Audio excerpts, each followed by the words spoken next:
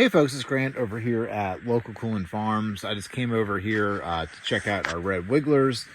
I have not been paying attention to them the past few days with the all the snow that we had here in southeastern Louisiana the past week. It's been pretty crazy. So I just wanted to come in here. We've been freezing every night. I just wanted to kind of go over a couple of things. One, these little dig outs right here are an indication that you've got rats in here eating your worms. And then we've got some little rat turds right there too. So I've been setting out snap traps, but anything I put out has not been attracting the culprit. I don't think it's a lot of rats. I think it's like one.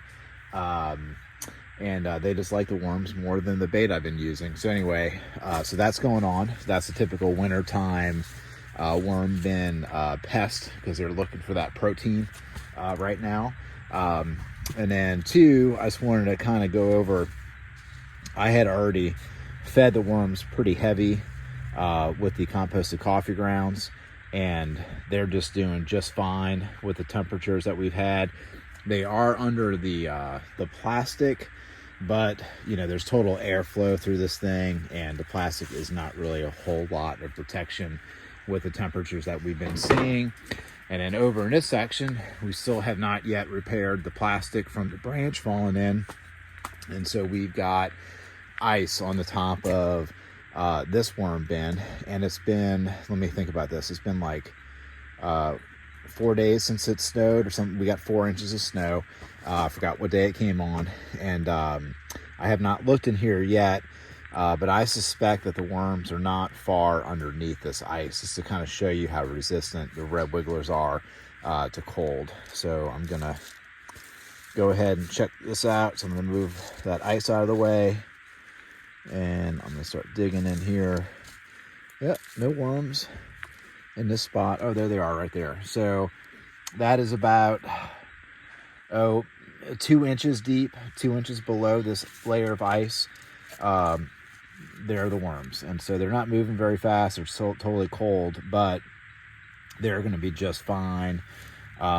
They weren't affected by the cold weather because they've got so much insulation with the extra compost that we had put down in here that they're good to go. And so so if you see one healthy worm like that, that's fine.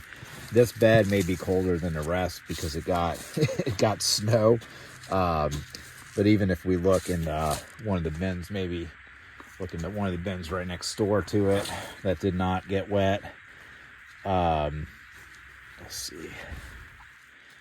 There's a worm right there. Let's see how far. Yeah, they're just kind of far down. So they're about 4. Yeah, the real population of the worms is like 4 inches down into the material is where they're at. So anyway, so they're just hanging out. As soon as it warms up, they'll be back to doing their deal and eating the coffee grounds and making casting. So just a quick update. I guess my point shooting the video is to watch out for rats and mice in an outdoor bin system like this. They will eat your worms.